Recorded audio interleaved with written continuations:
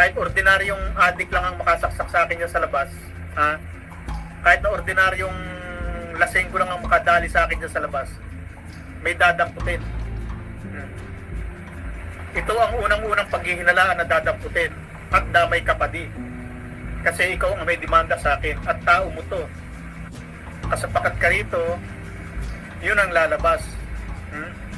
Kaya pag ka, at may screenshot din kami sa live ko na nag-comment ka doon na sinabi mo na huwag na yung anak ko, ako na lang. At mayroong pa ibang comment doon, ha? At doon yung pangalan mo. At nandito pa sa ibang picture ay papikita ko sa mamaya na sangkot ka rito. Na dahil kayo nagkakaso sa akin, may mga tagasunod kayo, may mga kaibigan kayo at kakilala, kumpare, at wala dito, si Dr. Love, kumpare mo. Kaya nga nabansagang kang pati eh. At ito nagpabanta sa akin.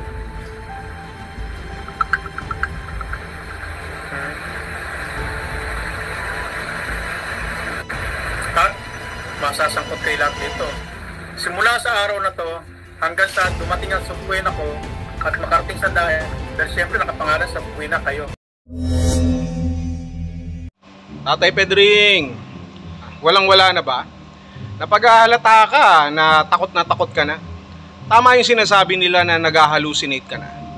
Akalain mo yun, sinampahan ka lang ng kasong cyber libel kung saan-saan na nakarating yung iyong mga inaalala. May nalalaman ka pang kapag nasaksak ka, no? Alam na kung sino ang uhulihin, si Tatay Beran o si Dr. Love o ibabatong mo yan sa kalingap. Napag-ahalata ka eh, na parang sinasabi mo na kung ano man ang mangyari sa'yo dahil sa pagsasampa ng demanda o kung ano man, kailangan ng balikan ng kalingap. Parang sinasabi mong huwag na kayong magsampa ng reklamo para tabla-tabla na tayo, para walang mangyari din sa inyo. Yung mga ganun ba? So ibig sabihin, takot ka. Natatakot ka talaga. Could you imagine, lalabanan mo lang naman yan eh. May nalalaman ka pa ngayong blatter. Oh, sino ba ang gagalaw sa'yo dyan? Ibinintang mo yun, nakalain mo yun, takot na takot ka. Huwag kang mag-alala, walang sasaksak sa'yo. Pwede pa, merong kukurot sa'yo. O kaya meron namang papaluin ka sa puwet. O kaya naman, pag ganun na ganun ang iniisip mo, uminom ka muna ng gamot, magpakalma ka, no? Uminom ka ng Biogesic, Imodium, o baka natatay ka na sa sobrang nervyos, o Togmolodon, no? Alam mo yung Togmolodon? Tuntog mo yung ulo mo doon para makatulog ka at hindi ka masyadong nag-aalala. Kasi ano yan eh, parang masyado ka nang nag-iisip eh, nag-hallucinate, hindi ka na nakakatulog. Mahirap talaga yung ganon, Federico, yung pipilitin mo na magtapang-tapangan na kunyari hindi ka affected. Kasi kung hindi ka affected, hindi ka magsasalita ng mga ganyan. Una, sino ba sa tingin mo ang maloloko mo na kapag porket may nangyari sa'yo, may sumaksak sa'yo dyan, ang pagbibintangan sila Tatay Beran? Agad-agad, na kapag nasaksak ka, si Tatay Beran yan, kasi yun lang ang nagsampa ng demanda. Ganon.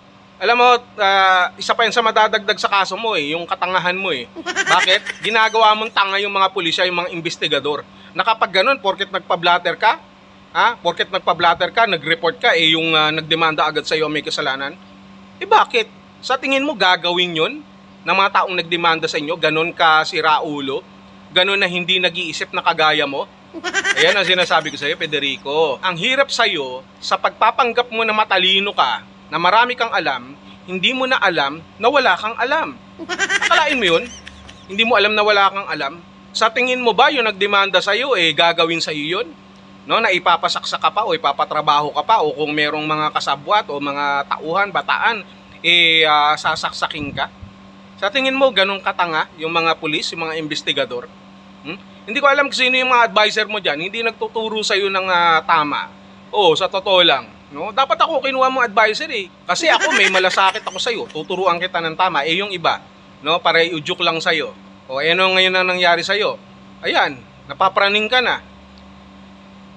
Nakakaawa. Hindi lang ikaw nakakaawa, pati pamilya mo, anak mo, asawa mo nakakaawa dahil sa ginagawa mo. Yung sinasabi mo na magsasampa ng demanda pati sa kalingap, so hindi na maibablog si Beyonce. Kapag nasampahan ka na ng demanda, pinapakita mo lamang na ayaw mong masampahan ka ng kaso. na sinasabi mo na kapag sinampa nyo ako o nagpatuloy o umusad ang kaso, ganito ang mangyayari, hindi nyo na maibablog si Beyonce, no? News blackout, kiso ganyan-ganyan. Ibig sabihin, sinasabi mo yung mangyayari para baka sakaling iatras ang demanda, di ba? Di ba, huling-huli ka na eh. Alam mo, hindi naman kami pinanganak kahapon eh. Alam mo, kung ikaw ay pinanganak kahapon, alam mo, dapat mong gawin, pumunta ka sa City Hall, kunin mo yung birth certificate mo bukas. Baka meron ka ng rehistro doon. Alay mo yun, kahapon pinanganak ka, so ibig sabihin 2 days ka pa lang. 2 days ka pa lang. Kung magkakaganon pala, yung utak mo, 2 days lang din. Di ba? Ibig sabihin, hindi pa nag-e-evolve masyado. Walang-wala pa, wala kang nalalaman. Ngayon, nag-hallucinate ka. Kasi kasalanan mo rin naman. Di ba? Nagmagaling ka sa social media, nagpadala ka sa mga pang-uuto ng kasama mo, tapos piling magaling ka na at hindi mo alam na aabot ka sa ganito. Di ba? Ang tunay na matalino, gumagamit ng utak kung talagang meron kang utak, na hindi mo kailangan umabot sa demandahan. Pero ginawa mo yan eh. Kasi nga, hindi ka nag-iisip. Kasi nga, utu-utu ka. Utu-utu ka, Federico. May nalalaman ka pa ngayon saksak. May nalalaman ka pa ngayon na kapag may nangyari sa'yo, alam na kung sinong dadamputin. Alam mo ba? Alam mo ba sinasabi mo? Ginagawa mo bang tanga ang batas? Alam mo kung tanga kayo, kayo na lang. Hindi pa nga nag-uumpisa eh. Ang dami mo nang sinasabi, advance ka na mag-isip. Sinasabi mo na yung mga mangyayari na hindi naman mangyayari. Sa tingin mo gagawin nila Tatay Beran yun, nila Doc Lab, ng mga kalingap, na ipatrabaho ka pa o kung ano man? Magdemanda ka rin. Ganun lang naman kasimple yun eh. Magdemanda ka.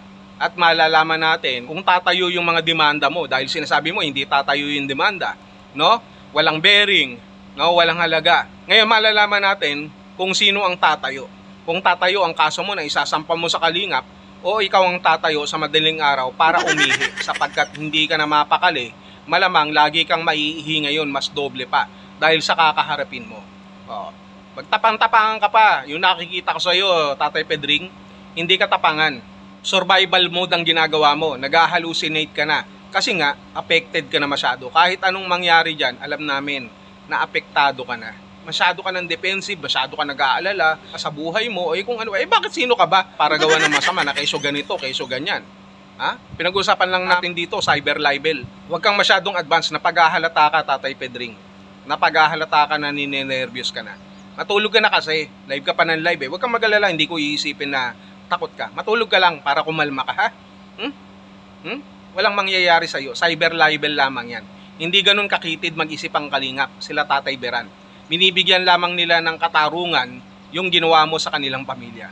Yun lang yun. Kung kinakailangan mong depensa ng sarili mo, tawagan mo sila Shider, sila Voltes 5, Mazinger C, Iron Man at si Wolverine para maprotektahan ka.